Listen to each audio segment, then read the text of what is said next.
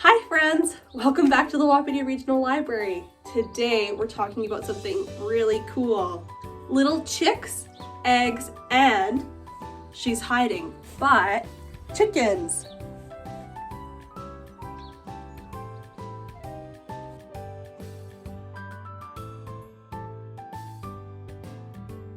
Let's let the girls out for this morning. Oh!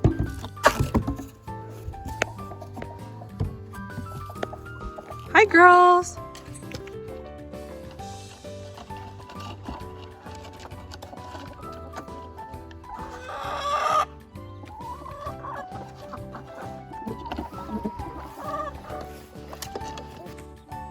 I think it's pretty important that we understand the difference between a domesticated animal, like Zoe, and a wild animal.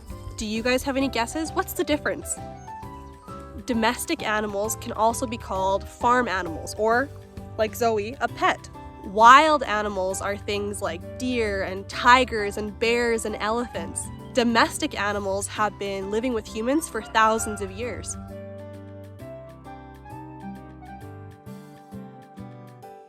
Chickens first became domesticated about 4,000 years ago in southeastern Asia.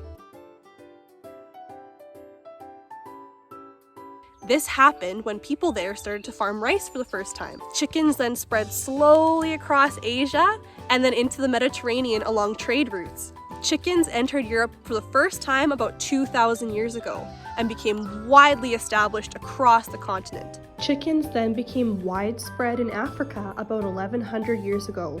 About 500 years ago, Spanish and Portuguese colonizers brought chickens with them on ships to South and North America. Recent research has shown that chickens may have first been brought to South America by Polynesians about 700 years ago. 300 years ago, Dutch colonizers set off for what is now known as Australia. Of course, they brought with them chickens. We know all this information thanks to the work of archaeologists. An archaeologist is a scientist who studies human history and prehistory by excavating sites all around the world. These archaeologists find bits and pieces of artifacts and look at them and analyze them to determine what humans were doing hundreds or thousands of years ago. Now, birds and mammals are similar in some ways and very different in others. Can you think of some ways that were the same and that were different? Birds have feathers and wings and beaks. They don't have any teeth. They also lay eggs, that's right. Mammals have hair, give birth to live young, and feed those babies milk. Humans are more similar to birds than to spiders or snails because birds and mammals are both vertebrates. They have a backbone. We're also both warm-blooded.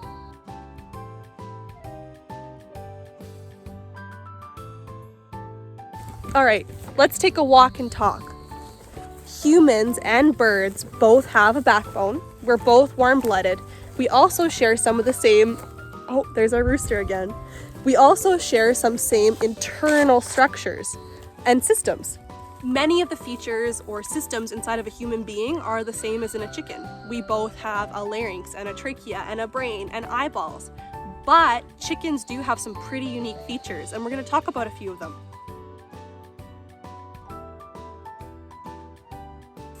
Chickens have something called a crop, which is like a chicken lunchbox. It's where they store their food before it travels into their stomach. Below the crop is the gizzard, which is part of their stomach.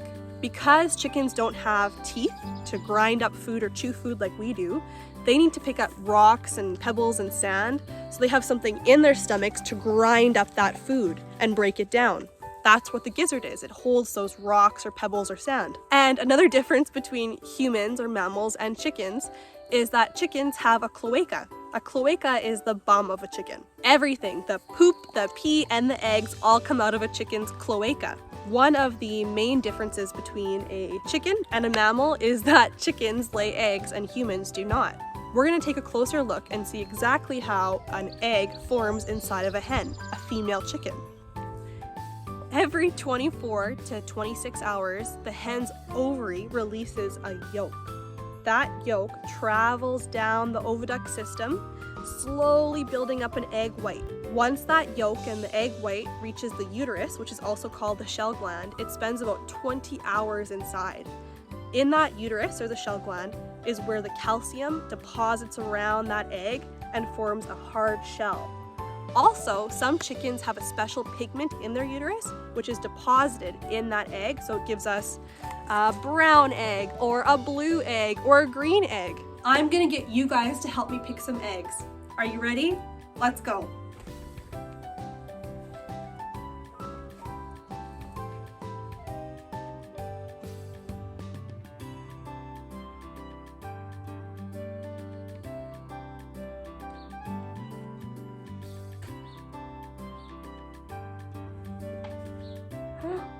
There's some eggs. There's some more. And more. Oh, there's another one. 2 more. Because it's the morning time, we're out here, and our hen right on the top shelf there, she just finished laying an egg. She's doing her egg call right now.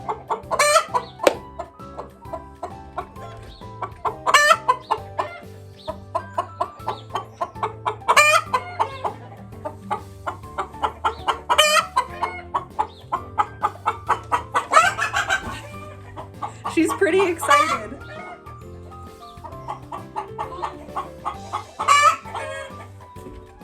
A nice fresh egg. It's still really warm to touch. My chickens primarily lay brown eggs. We can see them here. But I do have some girls that lay these blue-green eggs.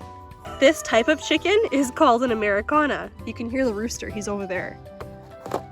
Even the brown eggs though, if you look close enough, you can see some different patterns, colors, and textures on the eggs themselves.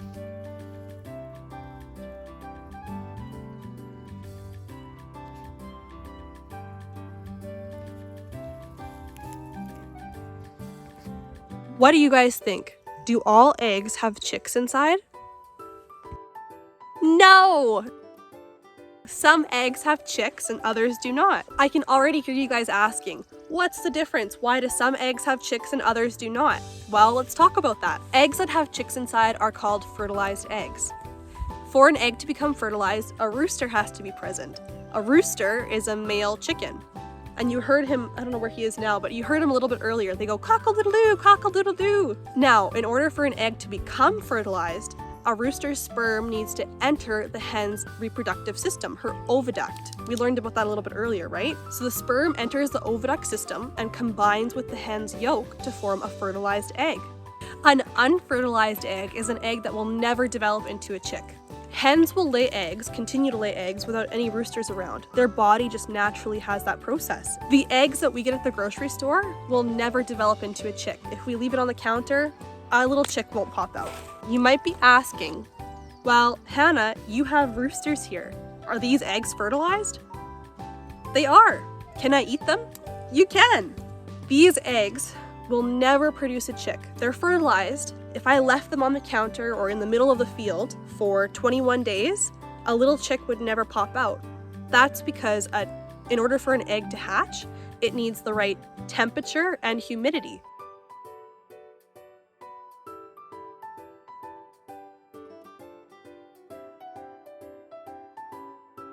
If we crack open an egg and take a look at them, we'll see these white spots. These are called germinal discs. A germinal disc is where the embryo would start to grow if an egg was fertilized. Without the right temperature and humidity, they will stay small and never develop into an embryo or a chick. Can you guys guess which yolk is fertilized and which one is infertile? This yolk is fertilized. This yolk is not. If we look at the egg on the left, the fertile germinal spot looks like a circle with a clear center. If we had this egg under a broody mama or an incubator, it would develop into an embryo. If we look on the right side, the infertile germinal spot looks like a solid white dot. This egg would never develop into an embryo or a chick. Let's take a closer look at what I had for breakfast this morning. Here we have 2 eggs in a bowl. One egg has been fertilized and one is not. If we look at the germinal disc on this egg, we can see a clear center with a white ring around it. We know this egg has been fertilized. If we look at this egg, we can see that its germinal disc is just a white dot. It is unfertilized. Both of these eggs are going to be my breakfast today.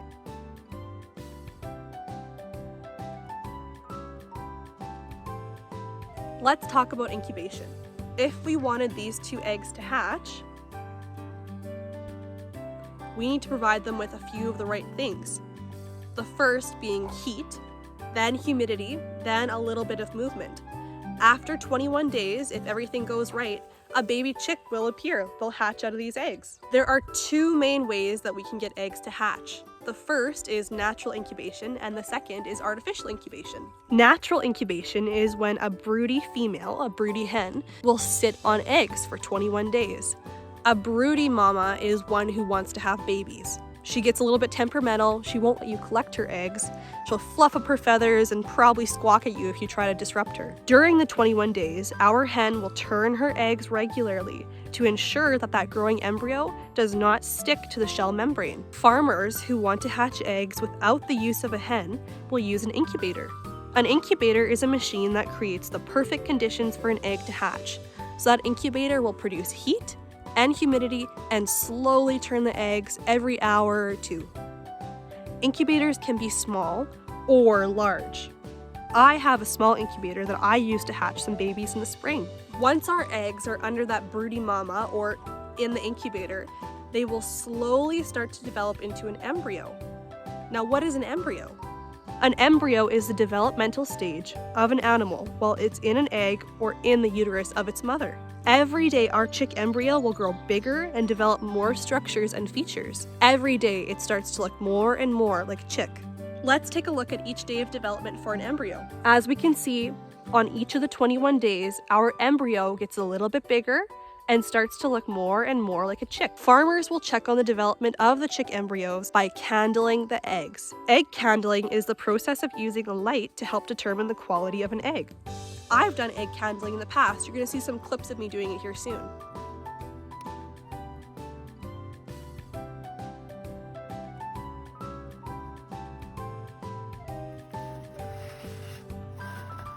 Sometimes an egg is actually infertile, so it's not fertilized. Or sometimes the embryo stops growing. These eggs are no good and will not develop into a chick. If we keep them in the incubator or under the mama hen, they will rot and be very stinky.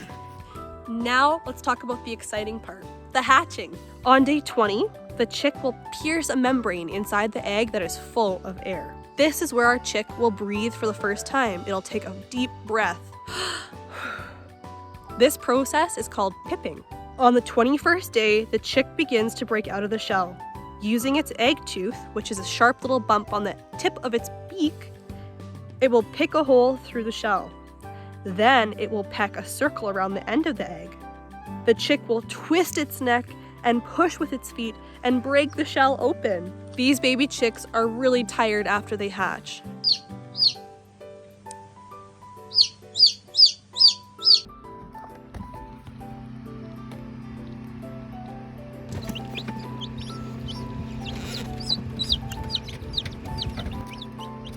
Baby chicks are so adorable. These little guys are just about a month old. He's a little bit camera shy, it looks like. But you can see on his head, he still has some of that chick fluff. But his wings are starting to look like a chicken. They're growing their real feathers. Now, chicks, just like eggs or people, come in all different sorts of colors and shapes and sizes. I'm pretty lucky that these babies are pretty interesting looking. They've got lots of nice patterns all over their wings. They're pretty adorable.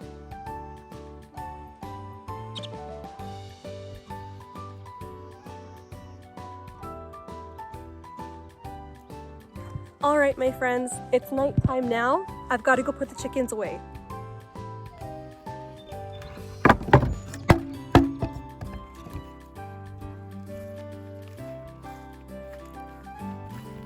Alright guys, well that's it for today's video. Thank you so much for joining me on yet another adventure. I hope you learned something about chickens and their life cycle, how eggs are formed, and how chicks hatch. I almost forgot to mention it. In your Notice Nature Passport, there's a whole section on farm animals and crops. Check out your Notice Nature Passport at your local Wapiti library. Alright, it's really the end of the video now, so we'll see you guys next time. Bye.